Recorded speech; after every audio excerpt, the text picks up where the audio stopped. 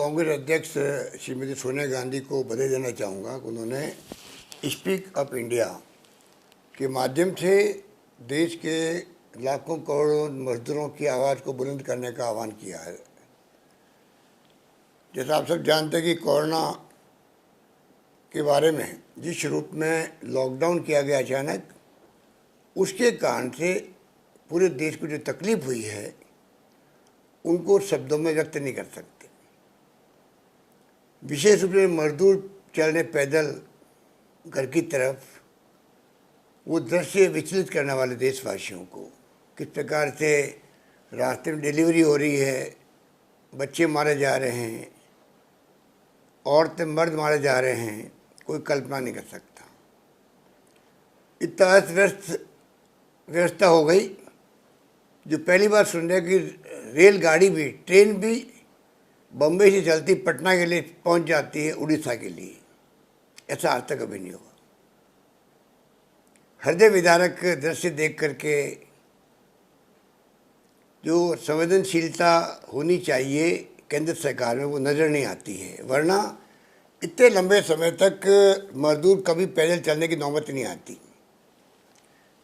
अगर केंद्र सरकार जैसे जारी कर रही थी एडवाइजरी राज्यों को, उसी प्रकार से अगर वो एडवाइजरी जारी करते राज्यों को कि आपको बसें लगा करके ये सुनिश्चित करना चाहिए एक भी मजदूर आपके राज्य में, आपके राज्य किसी गांव में, कस्बे में पैदल चलता हुआ नजर नहीं आना चाहिए, तो 3 दिन में ये संकट समाप्त हो सकता था, जैसे राजस्थान ने किया।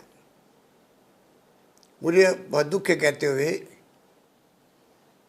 लापरवाहियों का जो माहौल है देश के अंदर, उससे लोग चिंतित हो गए हैं।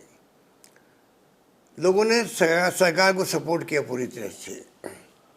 प्रधानमंत्री जी ने ताली बजवाई, थाली बजवाई, बैंड बजवाए, लोगों ने उसको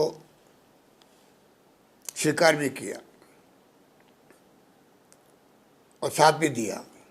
तो आज पूरे देश के अंदर जो आर्थिक रूप से, सामाजिक रूप से, राजनीतिक रूप से बैंड बज गई है पूरे देश के अंदर, उसका हम सबको दुख है। उसके कारण से ना आर्थिक रूप से गतिविधियाँ शुरू हो पा रही है, लॉकडाउन 4 के बावजूद भी, ना पूरी तरह से रुक पा रहे हैं केसेस, पहले की तरह आ ही रहे हैं। सरकार, राज्य सरकारें पूरी कोशिश कर रही है किस प्रकार से कोविड-19 का मुकाबला किया जाए। केंद्र सरकार को चाहिए था कि वो आगे आकर के, बगैर की बजाय कि राज्य सरकार मांग करे केंद्र से इमदाद देने की, ये कोविड-19 का वक्त है, लॉकडाउन हो चुका है, रेवेन्यू 30% आ गई राज्यों की, चाहे किसी पॉलिटिकल पार्टी की राज्य सरकार हो, केंद्र सरकार को आगे आके उनको पैकेज देना चाहिए था। 20 लाख करोड़ के पैकेज की घोषणा करी। पूरा देश, दुनिया जानती है कि 90% लोन के रूप में घोषणाएं हुई है, उसका फ़ायदा नहीं मिलने वाला है। जब तक गरीब तक, मजदूर तक, दिहाड़ी मजदूर वालों को, बीपीएल को, स्टेट बीपीएल को, अंत्योदय वालों को, जब तक उनकी जेब में पैसा नहीं जाएगा, तब तक वो पहले खर्च नहीं होगा, परचेजिंग पावर नहीं बढ़ेगी उसकी, तो खर्च कैसे करेगा? खर्च होंगे, डिमांड बढ़ेगी तो जाके इकोनॉमी वापस पटरी पर आएगी। पर दुर्भाग्य से इसकी तरफ किसी का ध्यान नहीं जा रहा है। उस कारण से आज लोग सब तकलीफ के अंदर है। और बिजनेस, व्यापारी हो चाहे दुकानदार हो, दुकानें खोलने में माल बिक नहीं रहा है। इसलिए सोनिया गांधी जी ने कहा था लॉकडाउन शुरू होते ही कि सरकार को चाहिए 21 दिन का एडवांस पेमेंट करें नरेगा मजदूरों को। उनकी बात सुनी नहीं गई। अभी कांग्रेस मांग करिएगा आप 10,000 रुपये प्रति गरीब परिवार को दीजिए, जिससे उसकी परचेजिंग पावर बढ़े, उसके कारण से डिमांड बढ़ेगी और व्यापार शुरू होंगे। इसलिए जो मांग की जा रही है पूरे देश के अंदर, गरीबों के लिए पैकेज दीजिए जिससे कि गाड़ी पटरी पर आए। सोनिया गांधी जी जो कांग्रेस अध्यक्ष है, और राहुल गांधी जी ने पहले भी कहा था, अभी हाल ही में कहा है, हम आलोचना नहीं करना चाहते सरकार की। सरकार, पूरी सरकार के साथ में कांग्रेस पार्टी खड़ी मिलेगी आपको हर वक्त में।